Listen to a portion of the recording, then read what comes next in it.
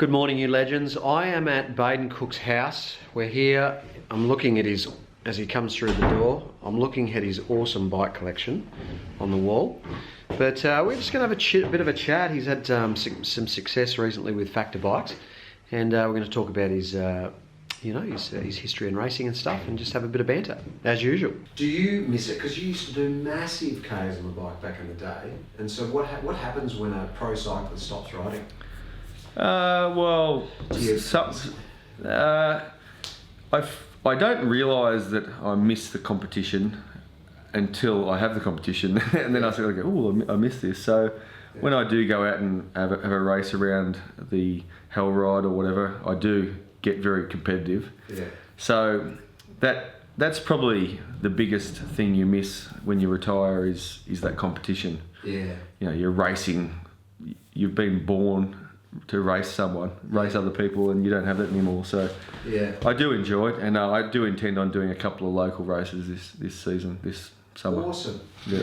The first thing I did when I retired was I did my UCI agents course, which was it was pretty difficult. It was I had to do about a solid month of study to learn all the rules and regulations. You'd assume that I would know them all, but actually, as a rider, you wouldn't know all the finer details and the rules. So that was challenging because I hadn't studied in 20 odd years. So you lose that skill to be able to study. So it was quite difficult for me, but I passed. I was probably less than half the class passed, I think, but I did. And so I started doing that, and I've got some really talented riders that I represent. So that takes me to Europe for the Australian winter. So I'm over there for the summer. Yeah. Because most of the deals are done during the Tour de France. So this year I was at the Tour de France 4 times, just ducking in and out, having meetings with the teams, trying to get the deals done. It was very challenging this year. The last 2 years, so I've been doing it 3 years now. The last 2 years I had a lot of success placing guys, sometimes placing guys that were sort of lucky to get the deals that I got. I was very successful. This year was very difficult. There was a number of teams that closed down. There was more riders than teams, and it's been really tough. Yeah. So, but luckily my core group of riders are really talented. Yeah. And I've got the Scottson brothers, and I've got Alex Edmondson. So my younger guys coming through are the cream of the crop. Yeah. So I do my best, and that's been going fairly well. Yeah. So what other riders do you have? I've got Dave Tanner, who's just recently had a massive crash. He crashed he got hit by a car, or a car T-boned him, and he's been in hospital for the last month, and he's probably going to be in care for another month. So he broke five ribs, punctured lung, vertebra, and a scapula. He's lucky to be alive, but he will make a full recovery. So he was out of contract. So he's one that was, I'd been trying very hard to get him a spot, and it looks like now we might have something on the table, but it's been a long, hard journey. Yeah. I've got I had a lot of the Team Pursuit guys like Bob Ridge and Glenn O'Shea, and then I've got Michael Morkoff from Katusha, and a number of different guys from different countries. So it's pretty good. I'm gonna keep it really small. At the moment I've got about 17 guys, so I'm probably gonna get it down to maybe a dozen. Mm-hmm. And just really look after that small group really well. Yeah, right. So how did you get into managing riders? Did someone sort of say to you, hey, that's you should do that? Well, funnily enough, my best mate, Matt Wilson, who I raced with, he was my teammate for many years, and he's now a director at Orica Green Edge. We had discussed doing it, and he thought that would be something cool to get into, would be, fun. Something, being a cyclist your whole life, if you go and start something completely different, you're starting at zero. You've got nothing. you've got no experience and you've got no credibility. So obviously staying within the sport was the smartest thing to do, and it's what I wanted to do. So by the time I actually came around to being in a position where I could do it, Matt had gone off and become a director at Greenwich, so I did it on my own, and that's how it went down. But it's been pretty enjoyable, and it's something that comes naturally to me. Yeah. So when these riders finish, a lot of them sort of they don't quite know what to do. Is there any plan amongst these teams on life after cycling and helping these guys? I think Orica Bike Exchange they try to look after their guys a bit. There's been a few of the guys that have gone into management after riding, and this weekend I'm doing a race in Newcastle, representing them as they didn't have any current riders available, so they got an ex-Green member to go and represent them there. Awesome. So they look after their guys fairly well, but I think generally, you have your contract, might be 1 year or 2 years, and then when it's over, you're gone. Yeah. It's tough. Yeah. It is tough. It is tough. What do you think of the breed of cycling talent coming up through the NRS? Is it healthy? And is Cycling Australia doing a good job there, or in comparison to previous years? Well, it seemed a few years ago the NRS was really strong, and it was really encouraging the riders could actually race in Australia and aim to get a pro contract out of that. I still completely believe that riders should go to Europe before they turn pro, because they're missing out on a whole lot of experience. But I think that stepping stone was really strong and really encouraging. It seems to have died a hell of a lot now, which is kind of sad. It's a shame, because they really got some momentum going there. So it seems like it is in a bit of a bad spot at the moment, and I hope that we can try and get on top of it again. Yeah. What was I going to say? Do you think track cycling is a critical step to producing brilliant riders, or is it something? Because track cycling isn't exactly flourishing. I think track. I think for a sprinter, I'd encourage them to ride the track when they're young. The skills you get from riding the track, you can always tell they've got riders that have ridden the track, because their skill level is so much higher. At that age, when you're a kid, I would encourage kids to do everything. If they can do mountain biking and BMX, even do anything you can get your hands on a bike, because you're going to be better off later on. Yeah, it does. It's a pity that it's very hard to make a living out of being a track cyclist, and so that's a shame. It's basically just you're doing it for pride of winning a world title or an Olympic title, but there's no real money in it, that's for sure. Let's talk a little bit about your racing. So you won a stage of the Tour de France in 2003. Yep. And you won the green jersey in the same year. Yep. You beat Robbie McEwen to win the green jersey. What was that like, beating a fellow Aussie at the time? And did you get along well with Robbie, or? Yeah, Robbie and I always had a healthy rivalry. He was obviously the man when I was a youngster coming through. No other Australian had ever won a jersey in the Tour de France, I don't think. At the time, no other Australian had won a jersey in the Tour de France, and then he won it 2002. So then it's sort of, because I raced him all the time, I was fourth in the green jersey that first year, 2002. And that was my first ever tour. And so I went away and thought, I can win this. No one else thought I could win it, but I thought I could win it. And I wasn't vocal about it or anything like that, but I thought I could win it. And funnily enough, my brother actually made a fairly substantial bet on it and won a lot of money.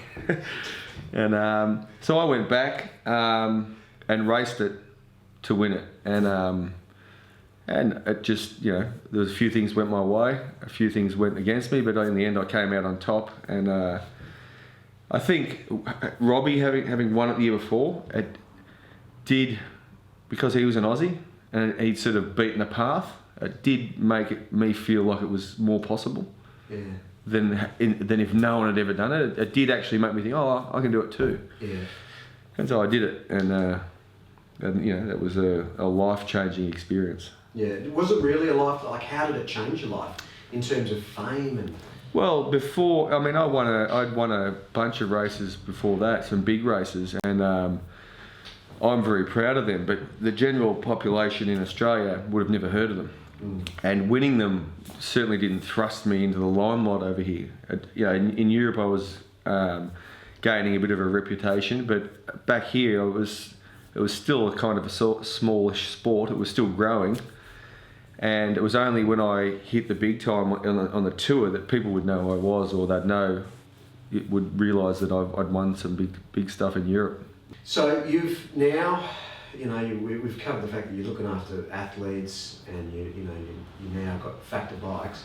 How did the bike business come about? And well, funnily enough, I got an email from an American guy named Rob Kitelis, who is an ex-professional. He actually raced on Once in the very early years, and he is basically the carbon guru, and he owns a factory in Asia that's 1 square kilometre, and over the years has made Cervelo, Focus, Argon 18, Parley, bits and pieces, Zip. Like he at any one time he's making 20 different brands in his factory, and he contacted me and had a young rider that he wanted me to represent for management, and I kind of said, I wasn't really interested, and he talked me into it anyway. And so I got the guy a team, and then he said to me, so what do I owe you for that? And I said, oh, you don't owe me anything.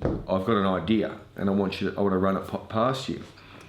And I said, I've got this model for a bike company, and it was to build, you know, having the factory behind it was the step one. And step two was to build up a brand and then give away equity to someone that owns their own team. Yeah. So like a Jerry Ryan or an Oleg Tinkov. So someone where the team is owned by one person rather than these other groups. Most of the teams, everyone within the team is an employee, but in those cases it's an owner of the team, if you know what I mean.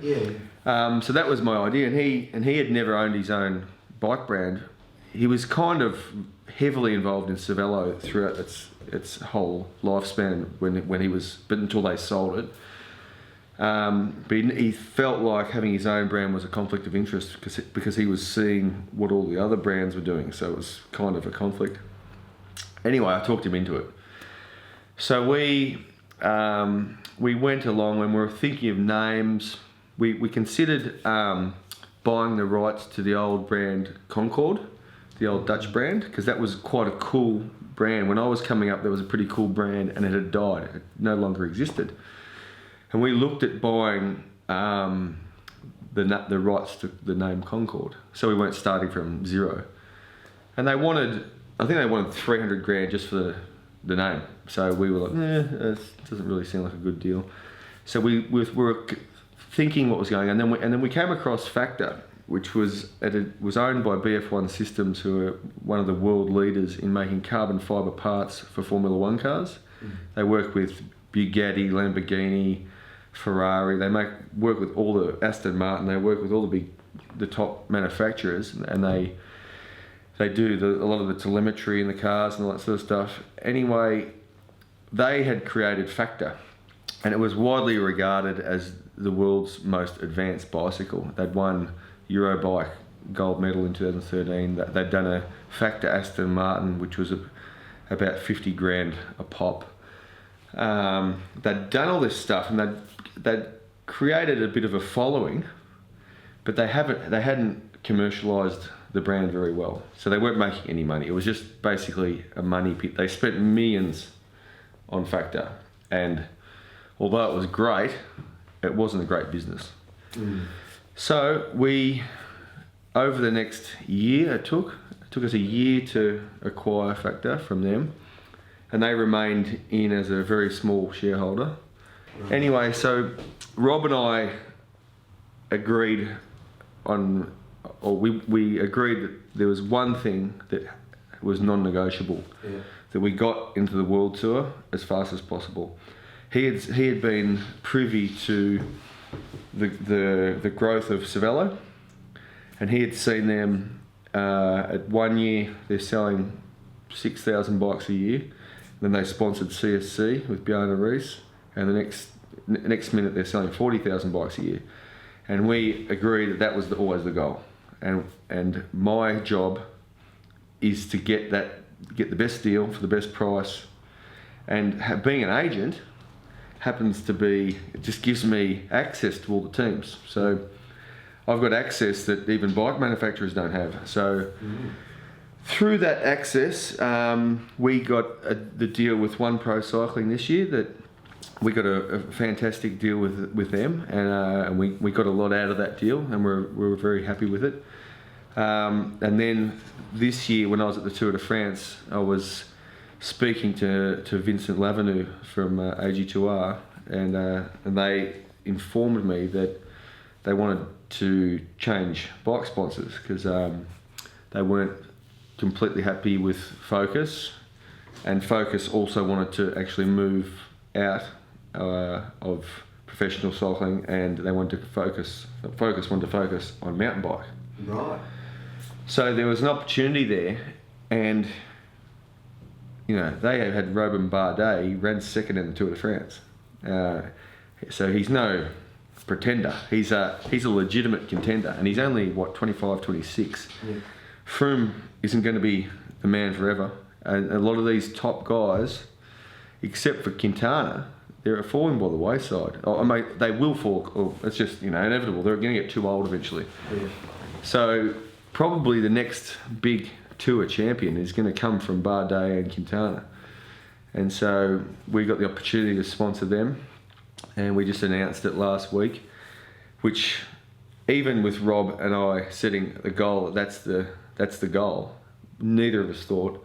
We settled on this company 13 months ago, and we've got a world tour team already, and that we didn't expect. That is unreal. We thought it might take 5 years for the best, and it's taken 1. So it's moving very well. So you must be totally stoked. So you found out, well, you obviously knew about this for a long time, but it was released to the public on Friday. How long have you known? Well, we started talking at the tour. Yeah. And like all the best deals, it almost fell over a couple of times. It really, until it was signed. It was only signed on Tuesday, I think. Until it was signed, I wasn't sure. It was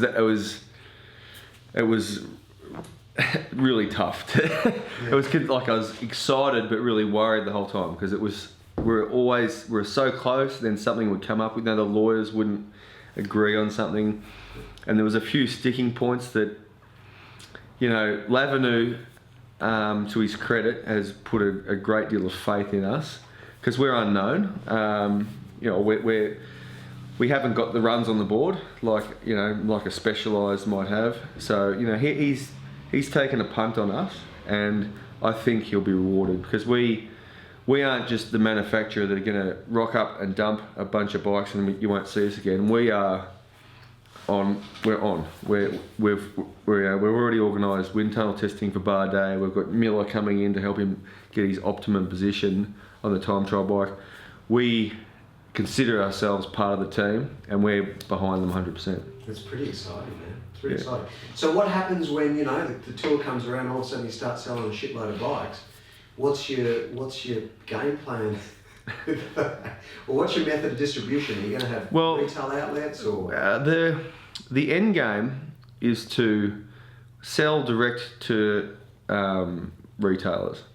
So we have distribution in the UK, in France, Hong Kong, Singapore, and we have competitive cyclists in the US, so they're online. We're going to do our own distribution in the big areas. So in the US at the moment, we're looking at putting together our own team. So we own the distribution and we sell to the dealers. there's no margin in it otherwise. It's like I don't know how the companies that just go through normal distribution even make any money. There's not, even like a 10 or 15 gram bike, there's hardly anything in it if you go that way. So so we're going to try and do it ourselves. At the moment we've got a backlog of orders so at the moment we're flat out trying to make the bikes in time for AG2R, and the orders are piling in, and we're just going as fast as we can. We can make about 25 frames a day because we actually own the factory. Rob owns the factory, and we're one of maybe a couple of bike brands in the world that have their own factory. Everyone else outsources it. They go to someone else's factory. We've got our own factory. So we're not in a production line, so we don't have to wait for the Parley to get finished, so the Argon 18 to get finished. So because Rob owns that factory, but he's made a new factory which is factor only, so we don't have to wait for anyone. We can just punch out our frames. But that being said, we've got many more orders than we do bikes, which is a good problem to have. Yeah. So Baden Cooke, well mate, congratulations, and I hope you have a great year. Yeah, me too. Thanks for having me. All right mate, come in.